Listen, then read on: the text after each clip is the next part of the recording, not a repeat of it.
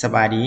สำหรับบทเรียนนี้แม่นเราจะมาแนะนำวิธีการสร้างแอปบันทึกประวัติของพนักงานเนาะก่อนอื่นทุกคนก็ต้องมีบัญชี Gmail ก่อนเนาะหลังจากมีบัญชี Gmail แล้วให้เราเข้าไปตัว Google Sheet เพื่อ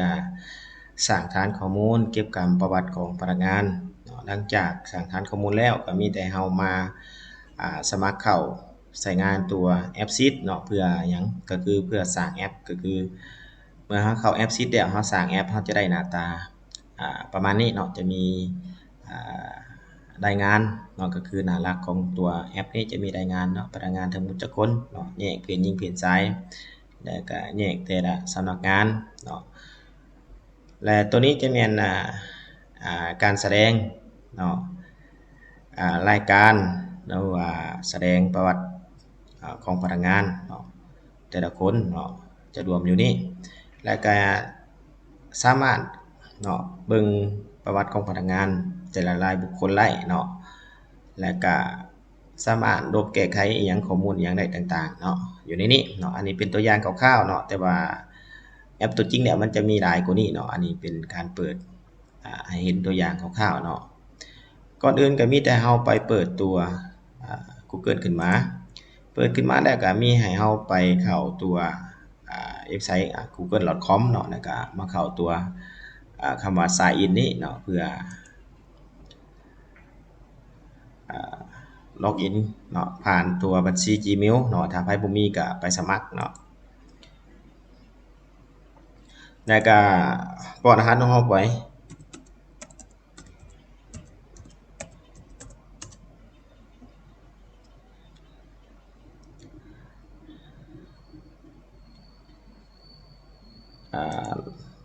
สมัครเข้าเห็นบ่ถ้าเราสมัครเข้าได้มันจะมีชื่อเนาะชื่อขึ้นต้นของเราเนาะคือนี้เนาะหลังจากนั้นก็มีแต่เราเข้านี่เนาะเข้าตัว Google App นี้แล้วก็เข้ามาที่Google Drive เนาะก็คือ Drive นั่นแหละหลังจากเข้ามาให้ทุกคนเข้าคำว่า My Drive เนาะก็คือเข้า Drive ของเราแล้วเรามาสร้างโฟลเดอร์ที่เราจะเก็บกรรมเนาะก็คือเราจะเก็บฐานข้อมูลของเราได้เนาะชื่อโฟลเดอร์หยังเนาะให้สร้างมาใส่ว่า new folder โฟลเดอร์นี่ข้าพเจ้าจะใส่ว่า people บ่ใส่ว่า people เนาะใส่ว่า app people 2025เนาะกด create เด้ออยู่นี่หลังจากกด create แล้วก็ให้ครับรับเบิลคลิกเข้าที่โฟลเดอร์นี้แล้วก็กดเมาส์ข้างขวาเลือกคำว่า Google Sheet กดเข้ามาเนาะมันจะเด้งมาหน้านี้เด้งมาหน้านี้แล้วเนาะตัวนี้เราจะใส่ชื่อเนาะตั้งชื่อมันดับเบิลคลิกเข้าไปเพื่อแก้ไขเนาะใส่ว่าตั้งชื่อ Google Sheet เฮาก่อนเนาะใส่ว่าแอปpeople 2025เนาะแบบสิปิดไปตอนตัวนี้เนาะในGoogle Sheet ของเรานี้เราจะสร้างตารางหรือว่าสร้างชีตขึ้นมาเพื่อเก็บข้อมูลของพนักงานเนาะในประวัติของพนักงานนี่มันจะมี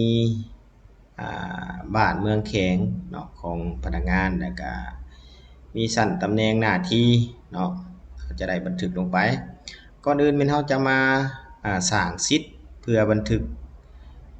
เพื่อเก็บแข็งก่อนเนาะก็คือเรามารับคลิกเข้าชีตที่1นี้เพื่อเปลี่ยนชื่อเราจะใส่ว่าแข็งเนาะเปลี่ยนเป็นภาษาลาวเนาะแข็งข้าพเจ้าใส่ว่าแข็งชีตตัวนี้หรือว่าตารางตัวนี้จะเก็บแข็งเด้อเนาะรหัสแข็งแล้วก็ใส่ว่าชื่อแข็งหลังจากเราไล่แล้วเราก็มาเพิ่มอีกเนาะใส่ว่า add sheet อีกเนาะตัวนี้จะใส่ว่าเมืองตัวนี้ก็ใส่ว่ารหัสเมืองทุกคนเห็นบ่ครับบ่เห็นเด้อครับจะซูมเข้าไปเนาะรหัสเมืองตัวนี้จะใส่ว่า2ตารางนี่จะมีการเชื่อมโยงกันเนาะจะเชื่อมโยงกันด้วย ชื่อเนาะชื่อแข็งเนาะข้าพเจ้าจะก๊อปมาเลยเนาะก๊อปมาไว้อยู่ในตารางนี้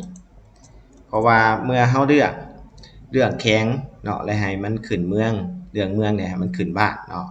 แอปของเฮาจะเป็นลักษณะแบบนั้นแล้วก็ใส่ว่าชื่อเมืองแล้วก็ก๊อปชื่อเมืองนี่ไปเนาะแล้วมาเพิ่มซิทอีกใส่ว่าบ้านตัวนี้นะครับมาใส่ว่ารหัสบ้านตัวนี้ใส่ซื้อเมืองแล้วก็ใส่ว่าซื้อบ้านแล้วจะได้อยู่ประมาณนี้เอามาทวนคืนอีกทีนึงเนาะจะมีอยู่3ซิทที่เขาสั่งอยู่ตัวนี้เนาะจะมีแข็งจะมีรหัสแข็งแล้วก็ซื้อแข็งแล้วก็เมืองรหัสเมืองแล้วก็ซื้อแข็งแล้วก็ซื้อเมืองเนาะเพราะว่าเมืองจะนอนอยู่ในแข็งเนาะวันนี้บ้านเนาะบ้านจะนอนอยู่ในเมืองเนาะก็สิประมาณนี้แล้วข้าพเจ้าจะมาเริ่มต้นพาทุกท่านสร้างแอปเลยเนาะเอาประมาณนี้ก่อนเนาะเกี่ยวกับตารางของเราเอาประมาณนี้ก่อนเนาะให้ทุกคนมาเข้าเว็บตัว My AppSheet เนาะแต่ข้าพเจ้าจะออกไปก่อนเนาะเปิดขึ้นมาใหม่พิมพ์คำว่า AppSheet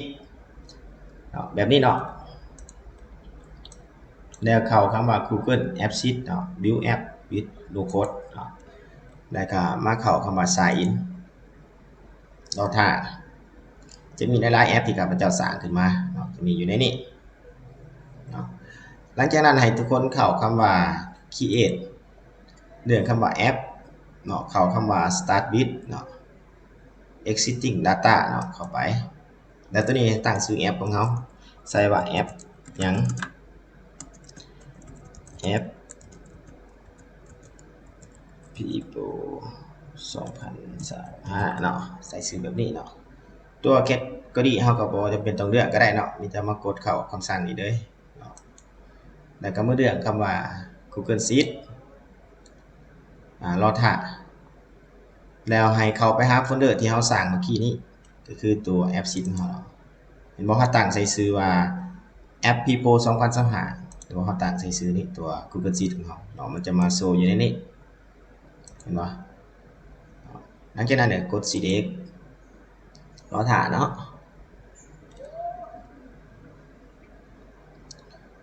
ท่านี่เราก็ไล่แอปมาแล้วเนาะแอปหนึ่งแอปที่เราสร้างขึ้นมาเองเนาะบ่จะเป็นต้องมาเขียนโค้ดมาเรื่องคำว่าครับคัดทอมไมเนาะ with app เนาะเราจะมาเริ่มต้นเนาะถือว่าแอปของเขานี่สร้างเรียบร้อยแล้วได้นี่เนาะเรียบร้อยแล้วเนาะเห็นบ่นี่แอปของเขานี่มาแล้วนี่เห็นบ่เราสามารถเพิ่มข้อมูลได้แล้วได้นี่เนาะสามารถเพิ่มข้อมูลได้แล้วเนาะลองเพิ่มเบิ่งเด้อ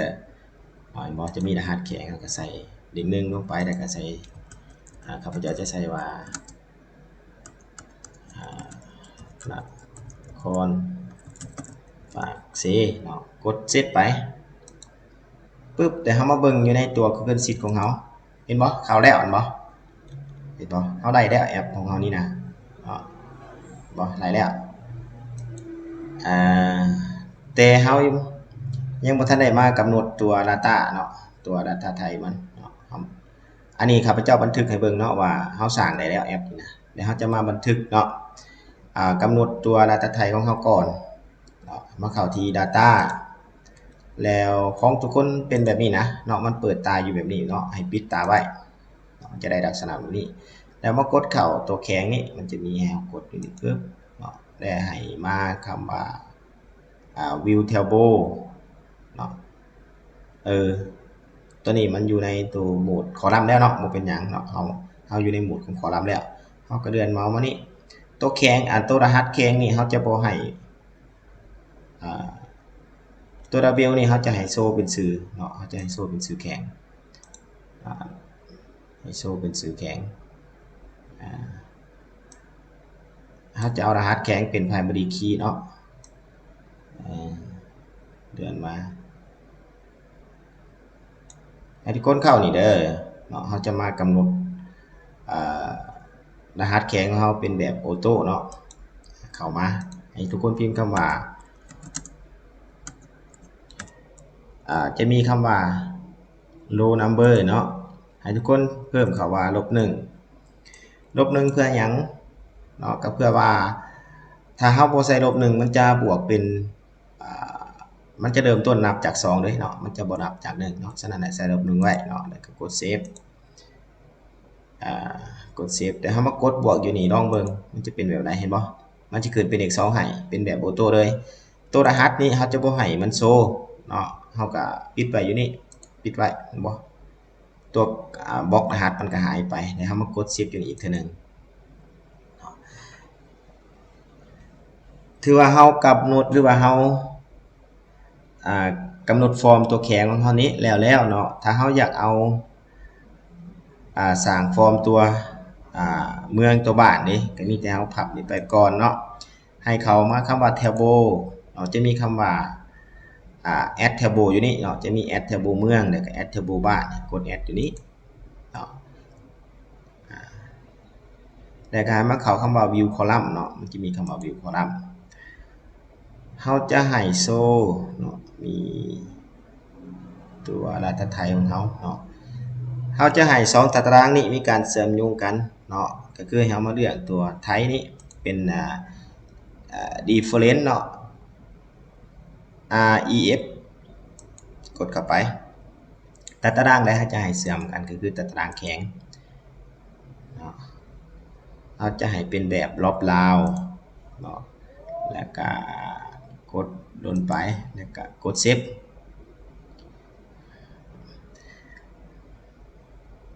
เฮาจะให้ label นี่เฮาจะให้โซเมืองเนาะตัวนี้เอาทิ้งออกไปตัวรหัสเมืองเฮาก็เฮ็ดคือกันเตือนมาให้มาเข้าช่องรหัสเมืองนี้เนาะกดเข้าไปจะอยู่บนvalue เด้อเนาะใส่ว่า row number -1 เนาะอันนี้ก๊อปไปไว้เด้เนาะก๊อปเด้เพราะว่าเขาจะบ่ได้มาเขียนอีกเนาะมีแต่ก๊อปวางเลยบัดนี้นะตัวรหัสเฮาก็บ่ให้โชว์เนาะตัวรหัสเฮาก็บ่ให้โชว์หลังจากนั้นเนาะเอากำหนดเรียบร้อยแล้วกำหนดเรียบร้อยแล้วเนาะก็มีแต่เฮากดตัวชื่อเมืองเนาะชื่อเมืองก็ให้เป็น text เนาะตัวนี้ก็ให้เป็น text คือเก่าเนาะบ่เป็นหยังกำหนดประมาณนี้แหละมันขึ้นแจ้งเตือนอันนี้มาบ่เป็นหยังเด้อเนาะบ่เป็นหยังเนาะหลังจากเฮากำหนดตัวรัฐไทยให้ตัวเมืองแล้วเฮาก็มาเข้า UX เนาะเพื่อเอาปุ่มกดเพื่อเข้าไปหาฟอร์มเมืองนั้นเนาะเข้า UX นี้แล้วก็ให้เข้าคำว่า new เนาะมาเลือกคำว่า create new view create new view มันจะขึ้นมาเลยครับมาเลือกตัวนี้ให้เป็นเมืองเพราะว่าเฮามีแข็งอันเด้มันจะคำว่า new view ตัวนี้เฮาก็เปลี่ยนชื่อให้มันเฮาก็ใส่ว่าเมืองเนาะเดือนลงมาเฮาจะให้เป็นรูปแบบใดรูปแบบแถวโบบ่หรือว่ารูปแบบการ์ดหรือว่าแบบดีเทลเนาะเอาประมาณนี้ก่อนตัวไอคอนของมันเฮาก็เดือนลงมาจะมีคำว่า display ไอคอนนี่ไอคอนเฮาจะเลือกเอาเป็นไอคอนหยัง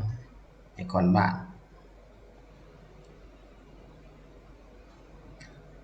ข้าพเจ้าจะเลือกเป็นไอคอนนี้ก่อนเนาะสามารถเปลี่ยนได้เด้อเห็นบ่มันจะเปลี่ยนให้เฮาแล้วกดเซฟกดเซฟแล้วเฮามาลองเพิ่มเบิ่งอยู่ในเมืองอันนี้มันจะมีให้กดแข็งแล้วก็กดเมืองเนาะลองเพิ่มเบิ่งบัดนี้นะให้เฮาเลือกแข็งเห็นบ่มันจะขึ้นแข็งขึ้นมานครปากสีเฮาก็ใส่เมืองว่าเมืองปากสีเนาะเห็นบ่กดบันทึกไว้เฮามาเบิ่งอยู่ในนี้อยู่ในตารางเมืองเขานี่เห็นบ่มันจะเข้ามาแล้วเนาะเห็นบ่รหัสแข็งมันก็เข้ามาแล้วเนาะชื่อเมืองก็เข้ามาแล้วหลังจากที่เฮาไล่เมืองแล้วเฮาก็จะมาสร้างฟอร์มบ้านอีกเนาะนำเอาตารางตัวบ้านเข้ามาเนาะเข้ามาที่ data เนาะ กด add ที่แถวโบและมาเลือกคำว่า view column เนาะมันจะมีคำว่า view column อยู่นี่เนาะ view column ตัวนี้ label ก็ให้เป็นเอาบ้านมาโชว์ต่อมาก็ตัวรหัสจะบ่ให้มันโชว์อีกเนาะต่อมาตัวรหัสเนาะเราก็กำหนดให้เป็นแบบออโต้เลยก๊อปมาแล้วก็มาวางเลยเนาะแล้วก็กดเซฟไปตัวนี้เนาะชื่อเมืองเนาะเราก็ต้องให้มันเชื่อมกับตารางเมืองเลือกเป็น different เนาะคือ ref นี้แล้วก็มาเลือกเป็นเมืองแล้วก็เป็นแบบรอบราวเนาะแล้วก็กดโดนเด้ตารางเมืองจะมาเชื่อมให้ตารางบ้านเนาะแบบนี้เนาะแล้วก็กดเซฟไป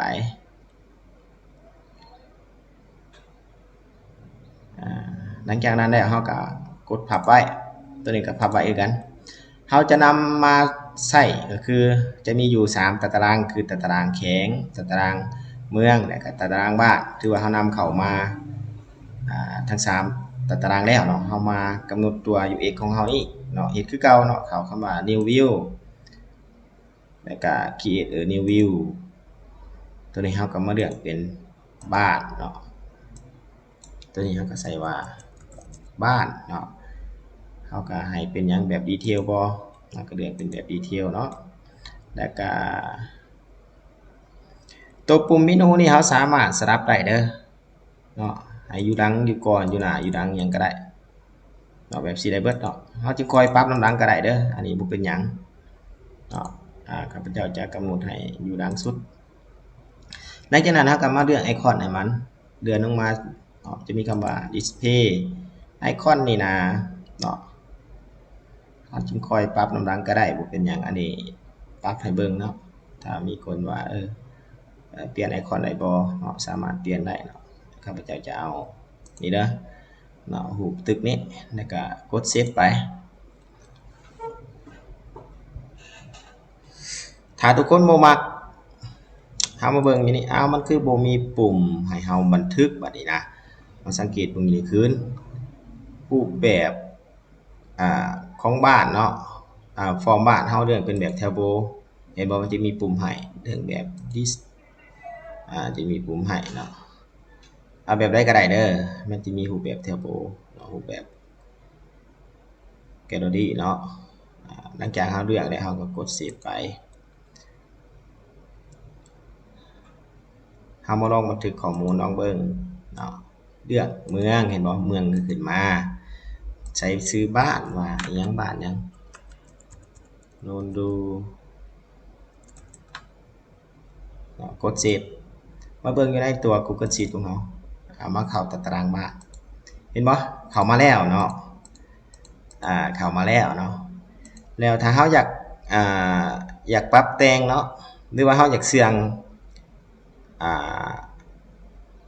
เมนูนี่เนาะเฮาอยากเสื่องไว้เนาะอยากให้มากดเห็นอยู่นี่เฮาก็สามารถเสื่องได้เด้อตอนนี้เฮาอยู่ที่บ้านเนาะอยู่ที่ UX บ้านเนาะเราจะเข้าคำว่าเมนูเห็นว่ามันจะหายไปมันจะหายไปเราก็กดเซฟปึ๊บเสื่องไว้เนาะกดปิดแต่ก็มาเข้าเมืองเราจะมาเลือกคำว่าเมนูอีกเนาะเสื่องไว้กดเซฟแล้วก็มาที่บ้านบัดนี้นะมาที่แข้งบัดนี้เนาะเราจะเสื่องแข้งนำจะมีอยู่แข้งบัดนี้นะแข้งเราก็มาเสื่องไว้แข้งเสื่องไว้เนาะแล้วก็กดเซฟตอนนี้เมนูเฮาหายเบิดแม่นบ่เมนูหายเบิดแต่เฮาจะจัดเรียงแบบใดตอนนี้มันเริ่มต้นจากแข้งแล้วก็มาบ้านแล้วก็เมืองเนาะถ้าเฮาจะจัดเรียงตัวเมนูเฮาก็บ่ยากเนาะก็มีแต่เฮาเลื่อนลงมามันจะมีคำว่าเมนูวิวนี้ให้ทุกคนกดเข้านี่เด้อเนาะแล้วก็จับเลื่อนลงมานี่นะเห็นบ่มันก็